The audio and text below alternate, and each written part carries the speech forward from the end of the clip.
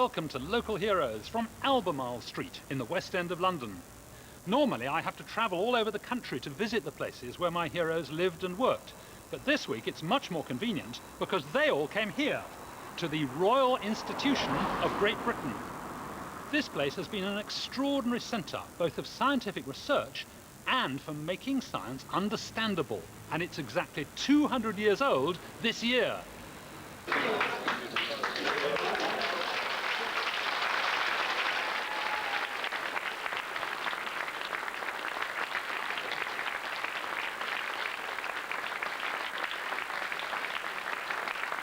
This is the famous lecture theatre at the Royal Institution. This is where the Christmas lectures come from, and this is where all my heroes this week have come to speak. The most famous of them were probably Humphrey Davy and Michael Faraday, but the chap who started it all was an extraordinary American who started life as Benjamin Thompson and became Count Rumford. Born in Massachusetts, at 19 he married the first of a succession of rich widows.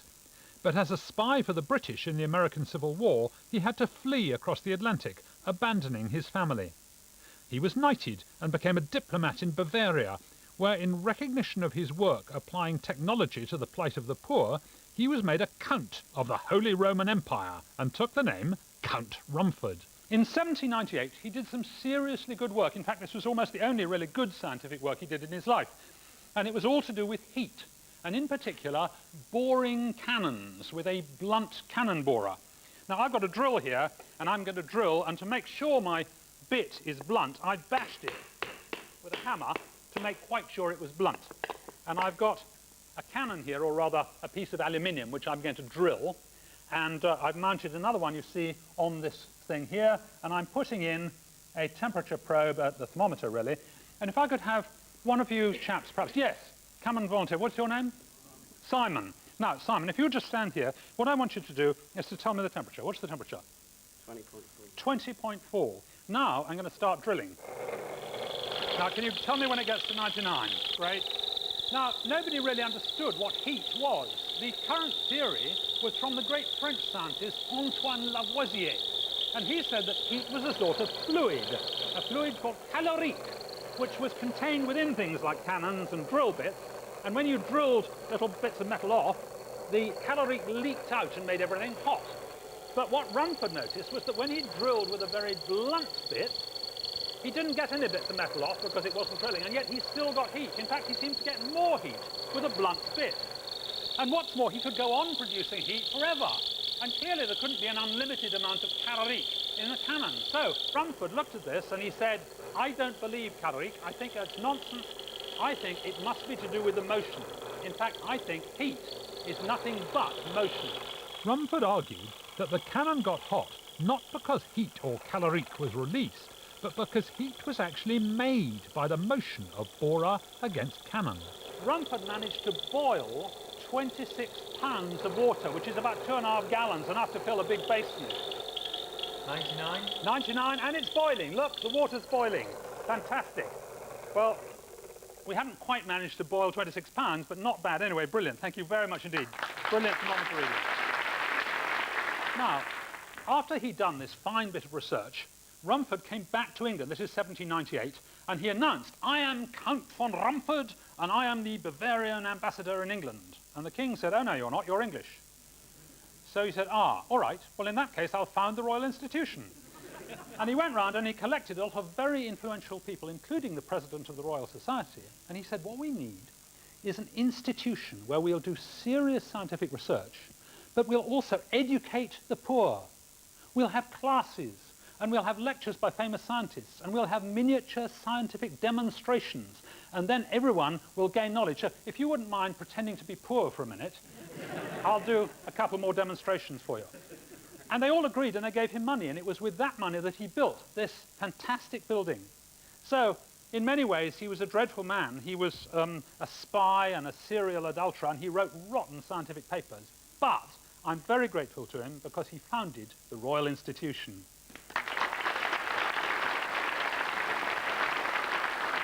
My next hero was the man who really put the Royal Institution on its feet and also invented a safety lamp for miners.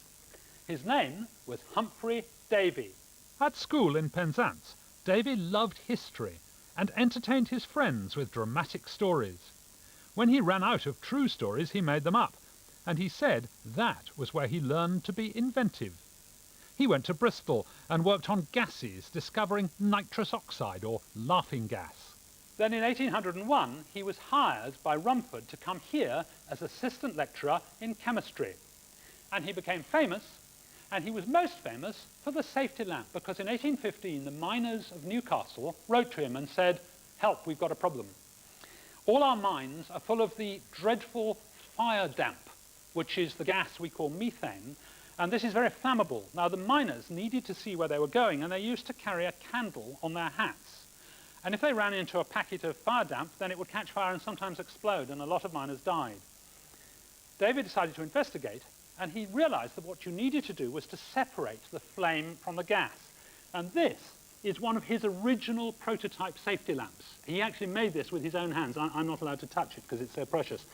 He built them right here in this very building, and eventually they came to be like this. This is a commercial one from a bit later, and you can see it's a gauze chimney with the candle stuck on a pin inside, separated from the gas. Now, I'd like to show you how effective the Davy safety lamp is. So I've got here a couple of mines. They may not look like mines, but these are mines, and they are filled with the dreaded fire damp. And I'm going to put on some goggles because I think this might be a little bit hazardous. And up above, I have two brave miners prepared to go down the mines. This chap has just got an unprotected candle, and this chap has the full protective gear, including Health and Safety Executive approved visor.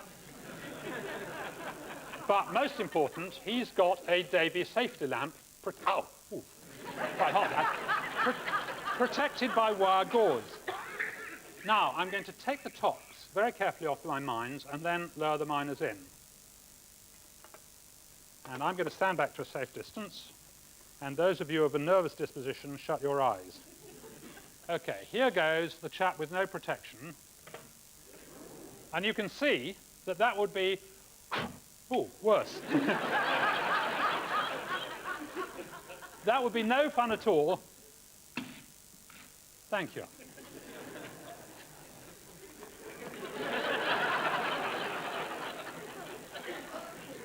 That would be no fun at all if you were a miner. And now the chap with the Davy safety lamp. And just look at the flame. As he goes in, look, the flame burns very big, and then it goes a funny blue colour.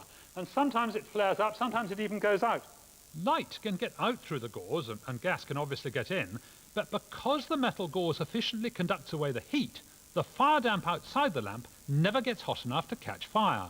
And just to show you that there's no deception, there really is dreaded fire damp in there, I'm going to, wow, look at that.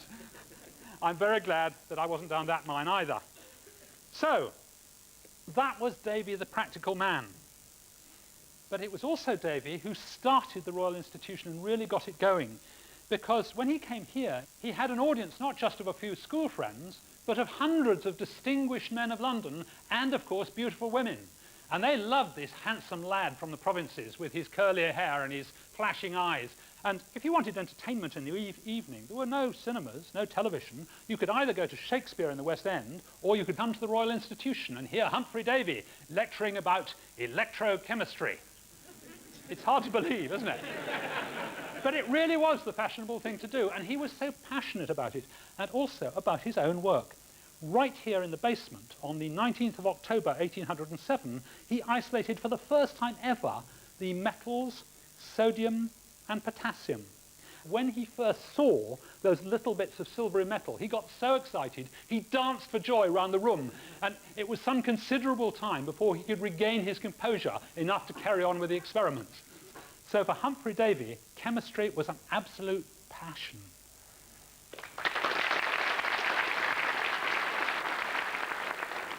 My next hero was the man who invented the Christmas lectures in this very lecture theatre, and also the world's first electric motor, Michael Faraday. Faraday was the son of a Yorkshire blacksmith and was born at Newington Butts, near the Elephant and Castle. He never went to school, but at the age of 13 he went to work for a bookbinder. And unlike all the other lads who just kicked the books about, he actually tried reading some of them. And he particularly enjoyed Encyclopaedia Britannica and Jane Marseille's Conversations in Chemistry. Now, he was absolutely riveted by those, and his lucky break came in 1812 when a satisfied customer gave him 4 tickets to come here to the Royal Institution and listen to Humphrey Davy. And he was spellbound. He sat each time in the seat just above the clock there. He recorded this, and he wrote detailed notes about all the lectures with beautiful diagrams, and then he bound them because he was working for a bookbinder, and he sent them in to Humphrey Davy and said, "Dear Mr. Davy, is there any chance of a job?" And there wasn't at the time, but then eventually one came available, and Davy hired him as his assistant at 25 shillings a week. Michael Faraday was really a brilliant experimental scientist. He was a hopeless mathematician, but his sort of instinct for science was absolutely wonderful. The thing he's most famous for came up in 1821. The previous year, 1820, the Danish scientist Hans Christian Ørsted had shown that if you pass a current, an electric current, through a wire, it generates a magnetic field in a sort of cylinder round itself. And Faraday wondered if he could combine this with a magnet. And he wondered what would happen. So that's what I'm going to do. I'm going to hang this on this skewer, and then I'm going to pass current from this battery up this wire, through the skewer, down there, and to complete the circuit, I need to put in some salty water. You can easily do this yourself. It's quite simple. So there's the salty water. And here I've got a magnet, and I'll just show you it is a magnet. There. It's actually rather a good magnet, isn't it? And I'll get rid of all that. And I'll put this in the tin, right in the middle like that. Nothing happens, but watch what happens when I complete the circuit. Faraday realized that since the magnetic field seemed to move in a circle round the electric wire, it ought to make the wire move in a circle round the magnet. Now, the story goes that he actually did this in the morning of Christmas Day, 1821. And he was so excited when it started working that he rushed from the basement lab all the way up to the flat in the roof where his wife was trying to cook his Christmas dinner, and he made her go down and look at it. It was absolutely fantastic. Just look and see what happens when I turn the magnet upside down. It goes around the other way. It's very pretty, isn't it? And you couldn't do any useful work with this motor. It's really only a toy, but this was Faraday's own electric motor, the first electromotor in the world, made in 1821.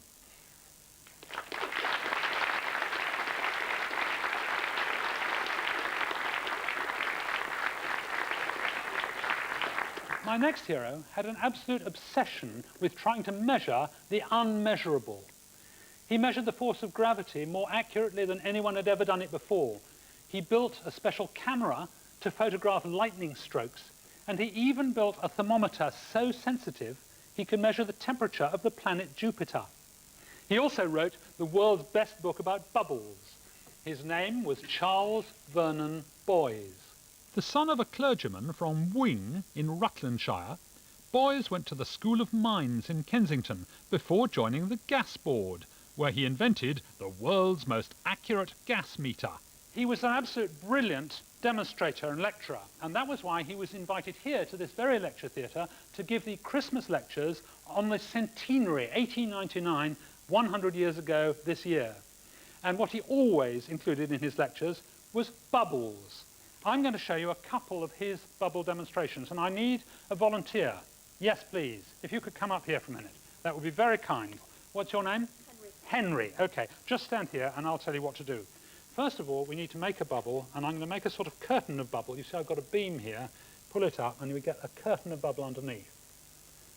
And it's quite tough. If I blow it, you can see it bends backwards and forwards.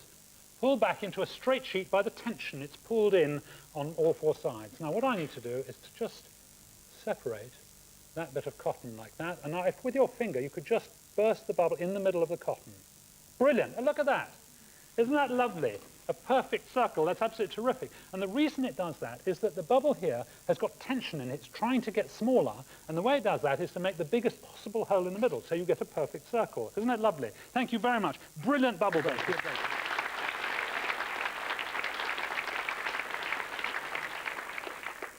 you can actually see the surface tension in action. I've wet my finger, and if I push down and let go, it bounces back into that circle shape. Isn't that fantastic? It's really beautiful, such a simple demonstration. That was typical of C.V. Boys. Now, he was interested in not just bubbles, but all sorts of things, and one of them was vortices. It's easy to make a vortex. You take a tube like this, got those rather nice salty biscuits in, and you need to cut off the bottom and then put over it a bit of old balloon, which you just snap over the end. And then in the top, you cut a nice, neat, round hole. It must be neat and round, or this won't work. And this is a magnificent instrument for blowing out candles. You might not think so, but just watch this. You just have to point it in roughly the right direction and pat the end, and it goes out. Very dramatic. And what's more, if you're a little bit careful about it, you can do this from several feet away. Let's have a go from here. You do need to be quite good with your direction. There we are.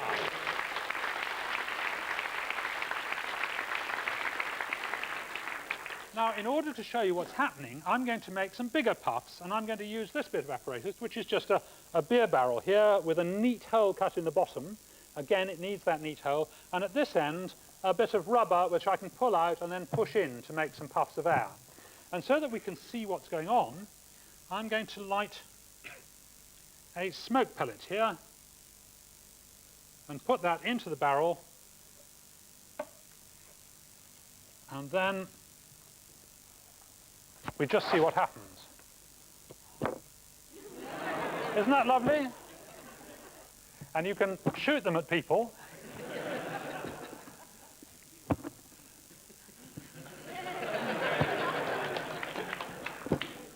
And Boys was a bit of a practical joker. He realized you didn't need to have smoke in them. He used to put hydrogen sulfide, that's rotten egg gas, in. And he would sit in his window and flow them over people walking down the street who would just be walking along and suddenly be surrounded by this dreadful smell. If you look at them carefully, you can actually see the vortex in the smoke ring because the inside travels faster than the outside. The outside is held back by this lip, and so the inside travels faster, and that makes them very nice and stable, and they travel a great distance through the air. The smoke from the very center is all dissipated quite quickly. So there we are, C.V. Boys, the soap bubble and vortex expert.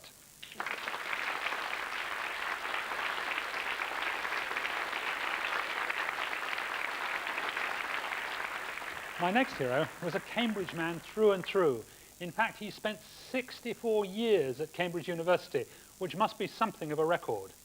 And yet, for the most important discovery he made, the discovery of the electron, he came here to announce it to the world. His name was J.J. Thomson. Joseph John Thomson was born near Manchester and had wanted to be an engineer, but his parents couldn't afford the apprenticeship. Instead, he applied to Cambridge, got a scholarship, followed by a brilliant degree, and in 1884 was unexpectedly made Cavendish Professor of Physics.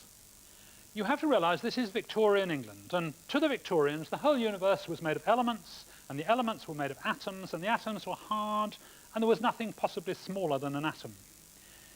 There were a few things they couldn't quite explain, like light and electric charges, and they thought these things must be disturbances in the ether. The ether was some mysterious fluid that permeated all space.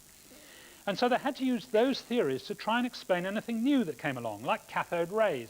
Now, could I have the lights down, please? This is a cathode ray tube. It's a bit like your telly, but without the stuff on the front that makes it glow. And you can see the cathode at the back here. It's a bit of hot metal.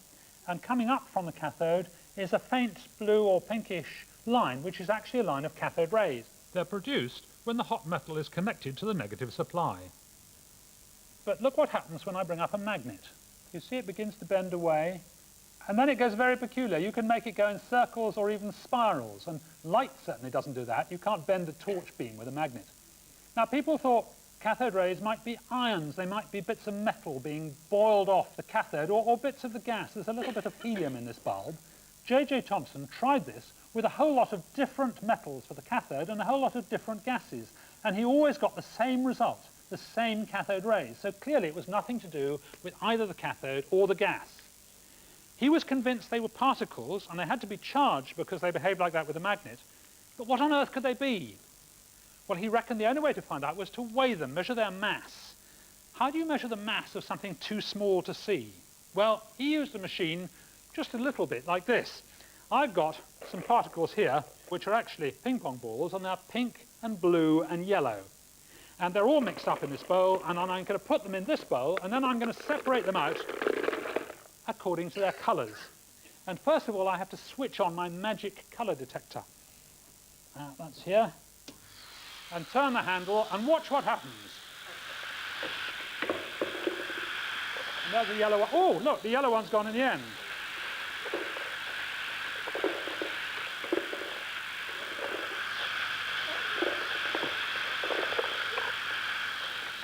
Well, it's not absolutely perfect, but you can see that basically it's separating out all my particles. And now I'm going to make a small confession and say that I didn't actually separate them just by colour. The yellow ones are ordinary ping pong balls. The pink ones are ordinary ping pong balls, but filled with foam. They're just a little bit heavier. And the blue ones are ordinary ping pong balls filled with wax. So what happened, when they came streaming down here, they were hit by a blast of air coming out of these three holes from a vacuum cleaner I've got hidden behind the arras. And the heavy ones, the blue ones, went straight on, hardly bent by the stream of air. And the middleweight ones, the pink ones, were bent a bit by the stream of air. And the yellow ones were bent the most. So that the amount the stream is bent depends on the mass of the particles. And that was exactly the principle that J.J. Thomson used to measure the mass of the particles in the cathode rays. Here are some more cathode rays, and instead of a stream of air, I'm going to use 1,000 volts, and you can see that they're quite significantly deflected. And from the amount of bending, just like the bending of those ping pong balls, he was able to measure the mass of his particles. Now, the smallest thing in the known universe was the hydrogen atom, but the mass of these cathode rays turned out to be 1,000 times less than the mass of a hydrogen atom. 1,000 times less. It was absolutely extraordinary. It completely overthrew the entire Victorian view of the universe. And what's more, Thomson said that these particles actually made up atoms. They were these particles inside atoms. And that was, you know, it really blew their minds. So this very room is where on the 30th of April, 1897, J.J. Thomson announced the discovery of what came to be called the electron.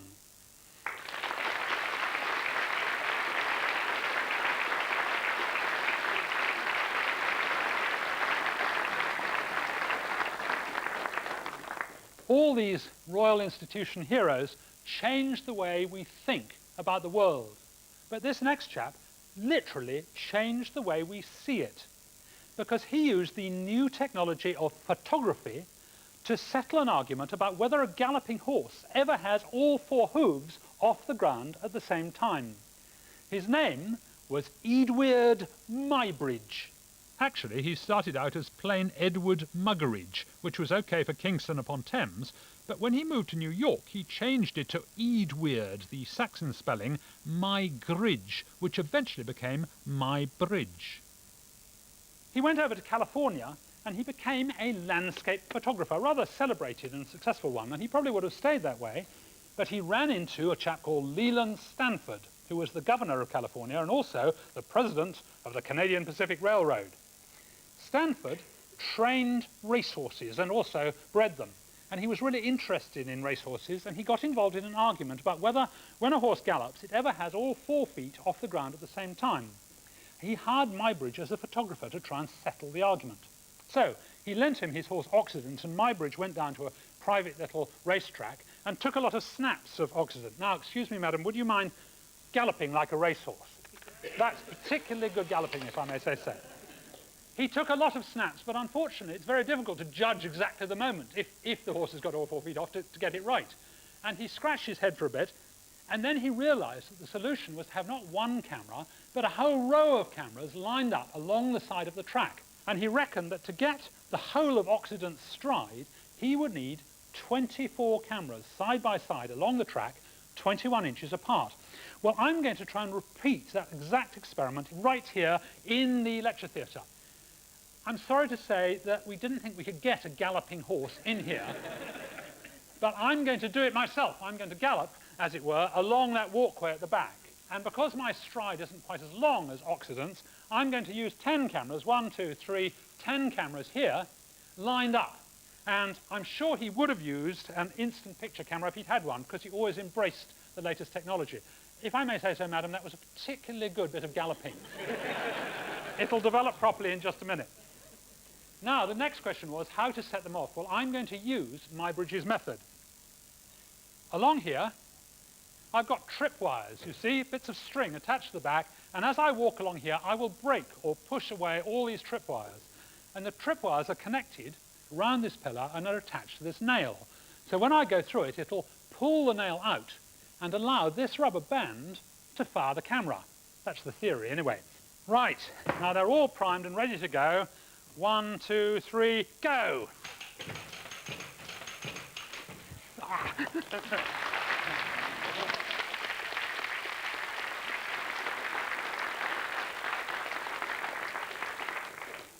And you have to admit that's the silliest demonstration you've ever seen. Now, all I need to do is collect the pictures. Muybridge, unfortunately, had a bit of domestic trouble while he was taking his pictures because his wife, Flora, had an affair with a chap called Harry Larkins. And when Muybridge found out, he was so angry about this that he got a gun and went and shot Larkins dead. He was put on trial, but the jury said it was entirely justified and he got off scot-free. Amazing, really. Muybridge came over here in 1882 and showed in this very lecture theatre the first ever moving pictures that had been seen in England, because, of course, cine cameras hadn't been invented then. He had an amazing, glittering audience. The Prince of Wales was here, and Alfred Lord Tennyson, the poet laureate. And to show his pictures, he had a very complicated machine mounted here, which he called a zoopraxiscope. Now, I've actually got a slightly simpler device than the zoopraxiscope, and it's here. And if you look at this, you will see that I've got, we actually did one earlier run of this.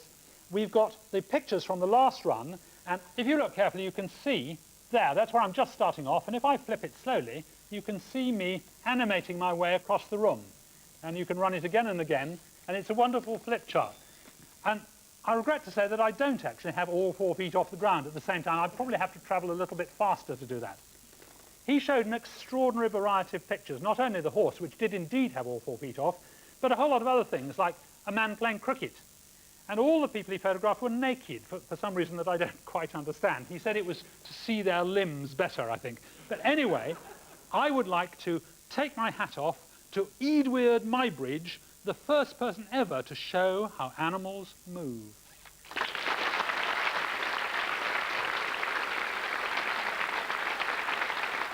I was delighted to discover that Faraday's niece said that he used to ride his velocipede along the corridors inside the Royal Institution. So I'm going to follow in his footsteps, or at least in his tyre tracks. Anyway, I'm afraid that's all the heroes from the Royal Institution, so see you next time. You can do lots of these RI demonstrations yourself.